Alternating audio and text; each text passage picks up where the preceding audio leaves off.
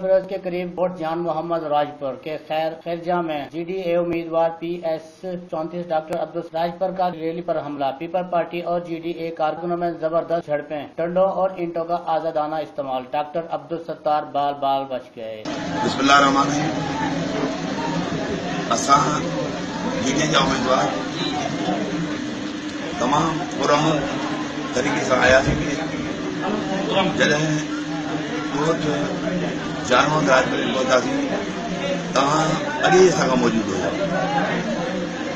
हितां जो नाम नाज चेयरमैन उन जो P अली हसन ऐं ॿियो अलाह जो राजपुर ऐं तक़रीबन 50 माण्हू ॿिया सां गॾु हुया।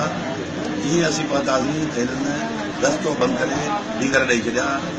उन खां पोइ पथराव शुरू कयो असांजे मथां, जंहिंमें गाॾियुनि जा शीशा भॼी पिया आहिनि, जंहिं हिकिड़ी तमामु गाॾी जेका तबाह थी वई आहे ऐं उन खां पोइ 4-5 माण्हू ज़ख़्मी थी पिया आहिनि।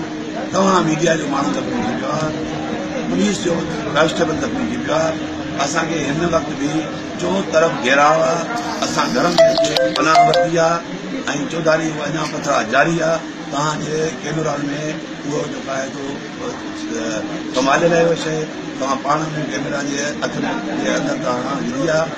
ऐं हिन वक़्तु बि असांखे ॿाहिरों हथियार बंदि माण्हू मुसलह जेके आहिनि उहे चेयरमैन इमदाद ऐं हुनजे ॿी अलाए जुड़े ऐं ॿिया जेके आहिनि उहे ॿाहिरि बीठा आहिनि। उहे तव्हां पाण मूवी में कढी सघो था, कैमरा जे अख में तव्हां उहे आणे सघो था। ऐं अञा ताईं सुबुह SHO खे इतला कयो वियो आहे, SHO जी पुलिस मोकिलियां थो। अञा ताईं जेको आहे तो SHO पढ़ी न पहुतो आहे। ऐं मां त सम्झां थो त SHO पढ़ी न बि हुन सां इनवाल्व आहे, छाकाणि त हुनजी ॻाल्हि टेलीफोन ते थींदी रही आहे। अॼु मुंहिंजे माण्हू जंहिं शिकायत खणी आहे त बि उन चेयरमैन सां ॻाल्हायो आहे। उहो ख़बर न आहे चेयरमैन खे छा चयो आहे। इमदाद जेको चेयरमैन इमदाद राजपुर आहे उन हिनखे छा ॻाल्हायो। उन खां पोइ पुलिस जो हिकु सिपाही बि हिते न पहुतो आहे। मां सम्झां थो त इहा पढ़ीजन जी पुलिस ऐं हिन सां चेयरमैन इमदाद सां खिलाड़े ते ॿधल आहे।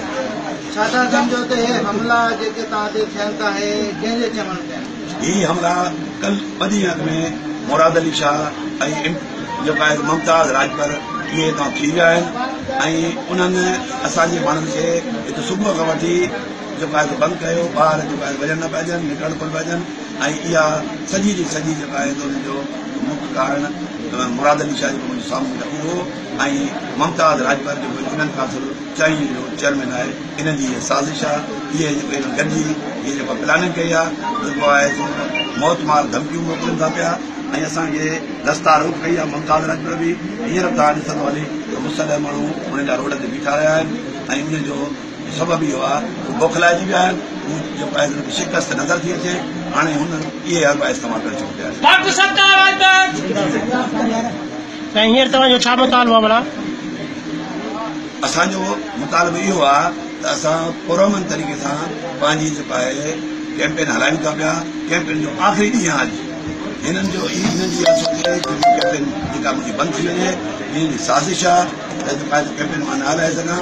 मां तव्हांजे तपस सां इहो गवर्नमेंट खां सिंध खां रेंजर्स खां DG रेंजर्स खां ऐं IG पुलिस खां ऐं आला अदालतुनि खां इलेक्शन कमीशन खां मां एहतियात थो कयां, मुतालबो थो कयां त मां पुरअमन तरीक़े सां जॾहिं इलेक्शन हलाए रहियो आहियां ऐं त मुंहिंजी जेको रस्ता रोकण कयो हुजे, जेके इन में इनवॉल्व आहिनि उनखे हिकदमि गिरफ़्तार कयो वञे ऐं उनखे कड़ी में कड़ी सज़ा ॾिनी वञे। Cameraman team camera Nadeem Mughal, Raj news, Nishor Firoz.